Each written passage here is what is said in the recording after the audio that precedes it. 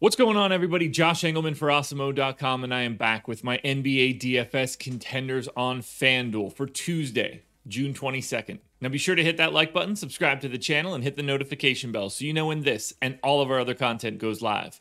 Follow me on Twitter at Josh Engleman so you can get updates to my sim results as we get closer to lock. And finally, let me know in the comments section who is your favorite and least favorite of my contenders for today's slate.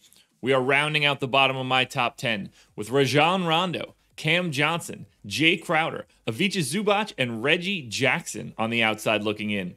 Who will be my favorites? My top 5 plays for today? It's time to find out.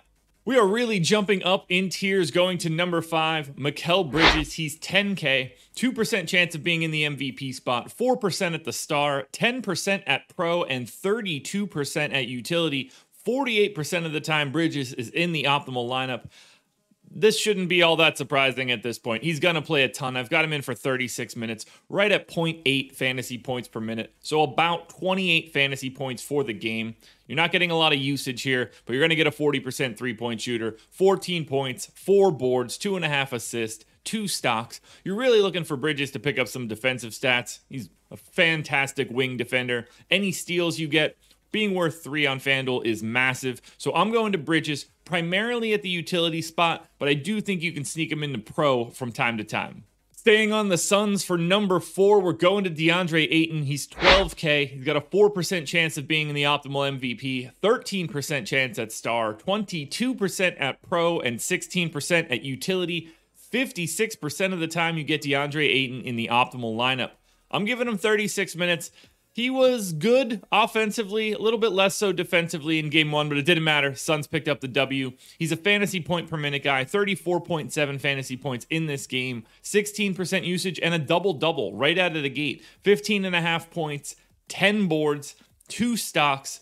You're expecting the same minutes. You just need Ayton to stay out of foul trouble. The interesting piece about Ayton, you can use him anywhere. You can justify having DeAndre Ayton at any one of these spots. MVP seems like a little bit of a tough sell in the playoffs, just with Booker and with George both not having their other star around him. But 13% at star, 22 at pro, 16 at utility. There's going to be a gap in public ownership on one of those spots. That is where I would concentrate my ownership for DeAndre Ayton. He is very malleable for today's slate. Next up at number 3, we're going 11K Cam Payne. 2% chance at MVP, that would surprise me, but 1 in 50 isn't totally crazy. 10% chance at star, 23% at pro, and 27% at utility. 61% of the time, Cam Payne is in the optimal lineup. I have him playing 31 minutes. He's going to have to be out there a lot, and boy, does that guy push a pace. 1.08 fantasy points per minute for this game. I got him projected for 33 fantasy points in 31 minutes. That's a crazy projection. I would have never expected that out of Cam Payne even 6 months ago. 23% usage, so he's filling the role commendably for Chris Paul. 16 points, 6 assists, 3.5 boards. You do get a steal, a half block, which I don't really expect out of Cam Payne, but we'll take what we can get. It should be a difficult defensive matchup, but no Kawhi Leonard out there really opens things up for Phoenix. And Cam Payne in this role just isn't expensive enough at 11K, something that I never would have expected saying. Star, pro, or utility, I think you can get away with any one of those spots. I'm expecting him to be more owned in the pro spot, so if he doesn't pick up the ownership at the star, don't be afraid to get a little weird and go to Cam Payne. The battle of the pay-up options lands Devin Booker in the number 2 spot, 14,500, a 34% chance at MVP, 34% chance at star, 9% at pro, and 3% at utility means Devin Booker is in the optimal lineup 80% of the time.